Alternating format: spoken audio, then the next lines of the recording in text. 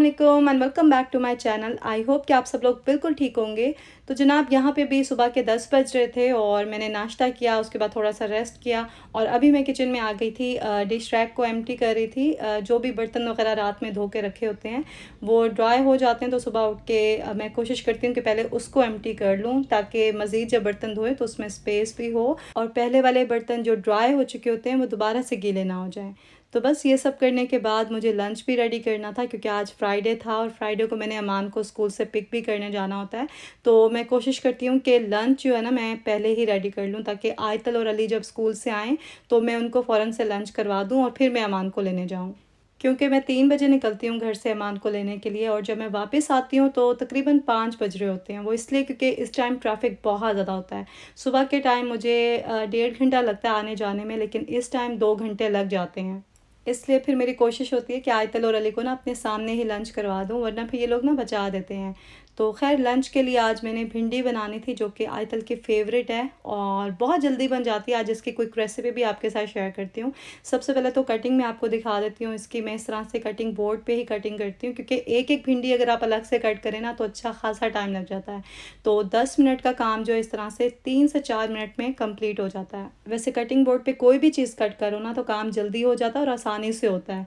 पहले वैसे मुझे इतनी आदत नहीं थी कटिंग बोर्ड यूज़ करने की क्योंकि मेरी अम्मी यूज़ नहीं करती थी और बचपन से हमने जो चीज़ देखी होती है ना हम भी वैसे ही करते हैं।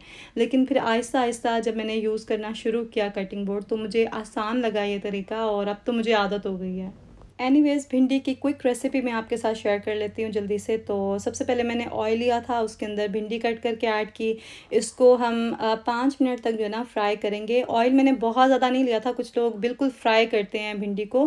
बस मैं थोड़ा-सा ही ऑयल जितना हम हांडी में डालते हैं उतना ही लेती हूँ और उसमें भी बहुत अच्छे से फ्राई हो जाती है। साथ-साथ मैं अनियन भी चॉप कर रही हूँ, तो एक ही अनियन लिया था मैंने। वैसे तो भिंडी में ज़्यादा प्याज़ भी अच्छा लगता है लेकिन मेरे बच्चों को ना पसंद नहीं है, वो फिर निकाल-निकाल के साइड पे कर देते हैं।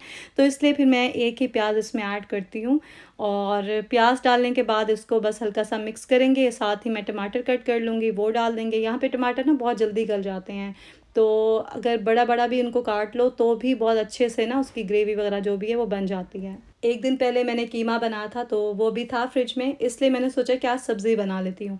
क्योंकि मेरे हस्बैंड सब्ज़ी खा तो लेते हैं लेकिन साथ में उन्हें प्रोटीन भी लाज़मी चाहिए होता है। तो कभी मैं उनको फ़िश बना देती हूँ, कभी चिकन बना लेती हूँ, कभी मटन बना लेती हूँ। कोई ना कोई मीट की फ़ॉर्म जो है ना उन्हें चाहिए होती है।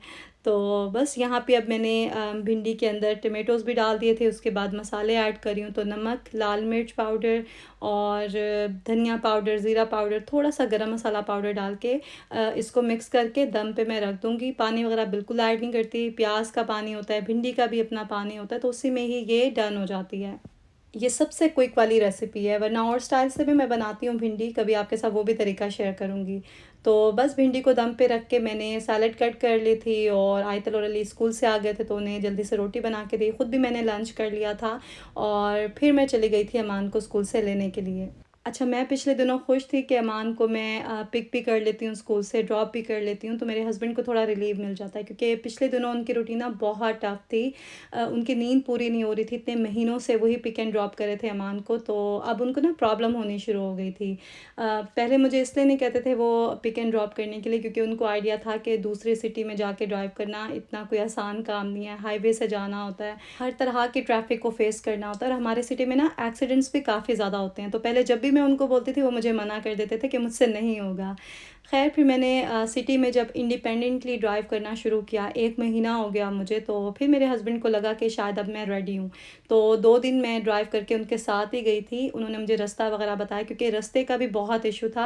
अगर नेविगेशन से जाओ तो वो आपको I-10 से और हाईवे से ही लेके जाता है और मेरे हस्बैंड ये कह रहे थे कि मुझे जितना मैं अवॉइड कर सकती हूँ ना हाईवे को उतना करना है क्योंकि बहुत स्पीड में ट्रैफ़िक जा रही होती है और कहीं से कोई भी आपके आगे आ जाता है। आप सही भी जा रहे हो ना तो दूसरों को कवर करते-करते भी एक्सीडेंट हो जाता है यहाँ पे। एनीवेज़ मैं अपनी तरफ से बहुत एहतियात से ड्राइविंग कर रही थी और सारे रूल्स भी फ़ॉलो कर रही थी। एक तो यहाँ पे ट्रैफ़िक रूल्स इतने ज़्यादा होते हैं ना और हर छोटी-छोटी चीज़ को आपको अपने ज़हन में रखना होता है। अब जैसे ये स्कूल बस आप देख रहे हैं ना, इसका स्टॉप साइन जब ओपन हो जाए तो जितनी भी ट्रैफ़िक होती है ना, चाहे वो कहीं से भी आ रही हो, उस रोड पे, वो सब वहीं पे स्टॉप हो जाते हैं। जितना भी टाइम लगे बच्चों को बैठने में या फिर उतरने में, उतनी देर तक सब लोग अपनी जगह पे स्टिल होते हैं। फिर जब स्टॉप साइन इसका क्लोज़ हो जाता है और बस चली जाती है तो फिर ही सब लोग मूव करते हैं।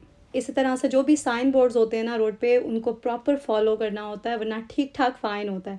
अब जैसे स्कूल एरियाज़ में ना यहाँ पे 20 की स्पीड लिमिट होती है, तो आप 20 से नीचे रखेंगे, उससे ऊपर नहीं जा सकते। चाहे आप कितनी भी जल्दी में हो, आपको लेट हो रहा हो, लेकिन आपने रूल्स जो है ना वो फॉलो करने ही करने हैं। मैंने जब ड्राइविंग का एग्ज़ाम दिया था ना यहाँ पे, तो उससे पहले इतनी मोटी एक बुक थी जिसमें सारे ट्रैफिक रूल्स और हर चीज़ डिटेल में लिखी हुई थी, तो वो भी स्टडी की थी और उसी का एग्ज़ाम फिर उन्होंने लिया था। तो ख़ैर ये सब चीज़ें ज़हन में थी मेरे और मैं प्रॉपर फ़ॉलो भी कर रही थी। लेकिन हुआ क्या कि मेरे हस्बैंड ने जो रास्ता मुझे बताया था ना कि इस रास्ते से जाना, वो रास्ता मुझे भूल गया था क्योंकि इतना कॉम्प्लिकेटेड था। स्ट्रीट्स होती हैं इतनी सारी, एक आप मिस कर दो तो ज़ाहिर है फिर आप नेक्स्ट स्ट्रीट से चले जाते हो। आप पहुँच तो जाते हो जगह पे, लेकिन वो रास्ता एक्यूरेट नहीं था जो मेरे हस्बैंड ने मुझे बताया था। तो उन्होंने मुझे ये भी बताया था कि यहाँ पे जो पुलिस है वो काफ़ी एक्टिव है, तो ख़्याल करना। अब मैं क्योंकि रास्ता भूल गई थी वो मेरे हस्बैंड का बताया हुआ, और अपने ही रास्ते से जा रही थी और वही मैंने रास्ता जो है ना बना लिया था। मैं रोज़ उसी रास्ते से ही जाती थी। अब हुआ ये कि उस रास्ते में ना एक टर्न आता है जहाँ पे आपको अपनी स्पीड जो है वो 20 पे करनी होती है। आप तेज़ी में जा रहे होते हो 40-50 की स्पीड पे, और अचानक से आपको अपनी स्पीड जो है वो 20 पे करनी होती है। और अगर आप पहले से ही स्पीड अपनी कंट्रोल नहीं करते हो तो वहाँ पे कैमरा भी उन्होंने लगाया हुआ है जो कि आपकी पिक्चर ले लेता है। और मेरी भी पिक्चर ले ली।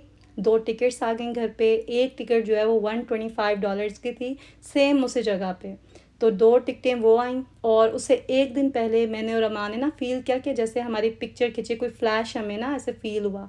तो वो भी उसी कैमरे का था। उस दिन मैंने नोटिस किया कि अच्छा वहाँ पे एक हिडन कैमरा था जिसने पिक्चर ले ली थी। तो मतलब 3 टिकट्स तो पक्की, उसके अलावा और कितनी टिकट्स आनी है उसका कोई आइडिया नहीं। तो मेरे हस्बैंड ने जब 2 टिकट्स देखी एक साथ, वो भी एक ही जगह की, तो उनको तो बहुत गुस्सा आया। और उनका गुस्सा करना ठीक भी था क्योंकि गलती तो मेरी थी। अब ये गलती हुई कैसे मुझसे, ये भी मैं आपको बताती हूँ। हालांकि मैं बहुत केयरफुल होकर कर रही थी सारा कुछ, लेकिन वही बात है कि जब आप न्यू ड्राइवर होते हो ना तो आपसे गलतियाँ होती हैं, उन्हीं गलतियों से ही आप सीखते हैं।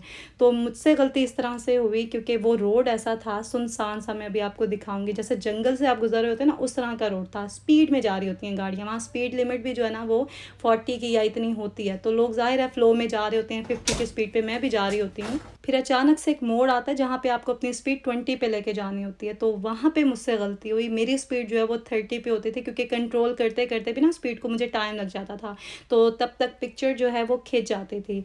ये देखें, ये वाला रोड है जहाँ पे आगे जाके फिर टर्न आता है वो वाला। और हालांकि मैं अपनी स्पीड बाद में कंट्रोल कर लेती थी, लेकिन मुझे टाइम लग जाता था, तब तक ना पिक्चर खिंच जाती थी।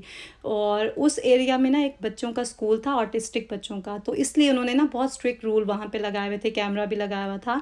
और लोग शायद इसीलिए उस जगह को अवॉइड करते थे, वहाँ से नहीं गुजरते थे। तो वो जगह बिल्कुल सुनसान सी लगती थी, इसलिए मैं रिलैक्स होकर चले जाती थी शायद। तो ना कोई बच्चे नज़र आते थे, ना कोई स्कूल बस नज़र आती थी। तो मुझे ऐसा लगता था कि शायद वो स्कूल कभी था वहाँ पे और बंद हो चुका है, इसलिए कोई चहल पहल नहीं है, कोई बंदा नहीं है। हालांकि बाद में कहानी पता चली कि लोग वहाँ से इसलिए अवॉइड करते हैं गुजरना क्योंकि बहुत ही स्लो स्पीड पे जाना होता है, आगे जाके फिर 15 पे भी करनी होती है अपनी स्पीड।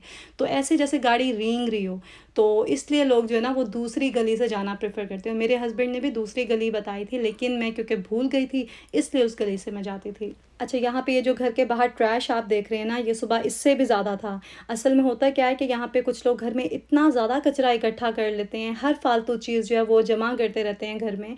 फिर उन्हें टीम हायर करनी पड़ती है, वो लोग आते हैं और सारा क्लियर करते हैं। तो कुछ ही घंटों में इन्होंने सारा क्लियर कर दिया था। एनीवेज़ मैं जब घर वापस गई तो बहुत थक गई थी, तो 2 घंटे मैंने रेस्ट किया। उसके बाद फिर मैं उठी, डिनर का टाइम हो रहा था, तो कीमा रखा था फ्रिज में, उसी से फिर मैंने सैंडविच मेकर में ये सैंडविचेस बनाए थे। और नेक्स्ट डे हमें इनवाइट किया हुआ था किसी ने लंच के लिए, तो उसके लिए मैं अभी रेडी हुई थी और सब लोग हम जा रहे थे लंच के लिए। दैट मीन्स कि आज मुझे कुकिंग नहीं करनी पड़ी, बस सुबह बच्चों को ब्रेकफास्ट करवाया था मैंने और उसके बाद हम सब रेडी हो गए थे। मेरे हस्बैंड के फ्रेंड हैं, इंडिया से हैं, उन्होंने हमें इनवाइट किया था। बहुत टाइम से वो एक रेस्टोरेंट की बहुत तारीफ़ कर रहे थे, तो फाइनली आज हम उसी रेस्टोरेंट में जा रहे हैं और वाकई खाना बहुत डिफरेंट, यूनिक था और मज़े का था। सबसे पहले तो हमने स्टार्टर में ना राज कचौरी ऑर्डर की, जो वाक़ई बहुत मज़े की थी। मैंने इससे पहले ना इस तरह की कचौरी कभी खाई नहीं थी, क्योंकि इंडियन खाना थोड़ा-सा डिफरेंट होता है पाकिस्तानी खानों से। तो हमारी जो कचौरी होती है उसमें तो फिलिंग होती है मीट की, और ये जो कचौरी थी ये उस स्टाइल की थी जैसे गोलगप्पे होते हैं ना, बहुत ही ऐसे खट्टा-मीठा सा फ्लेवर था इसका। और बाद में बाकी चीज़ें टेस्ट की तो वो भी बहुत मज़े की थी। तो हमने ऑर्डर किए थे ये मशरूम्स, इसके अलावा चिली बेबी कॉर्न्स थी, और श्रिम्प ऑर्डर किए थे ग्रेवी में। इसके अलावा ये साग पनीर था जो कि बहुत ही टेस्टी था। इसका जो पनीर था ना, इतना फ्रेश और मज़े का था, मतलब मार्केट से जो मैं लेती हूँ वो बहुत डिफरेंट होता है इससे। इनके ये चिली गार्लिक नान भी बहुत टेस्टी थे और फ्रेश बना के दे रहे थे ये खाना। वैसे जितना भी हमने ऑर्डर किया था ना, सारा बहुत मज़े का था। तो बस अच्छा सा हमारा लंच हो गया, उसके बाद हम लोग घर चले गए थे। तो बस व्लॉग भी मैं यहीं पे एंड कर रही हूँ। आप लोग अपना बहुत ज़्यादा ख्याल रखें, दुआ में याद रखें। फिर मिलेंगे नेक्स्ट व्लॉग में। अल्लाह हाफ़िज़।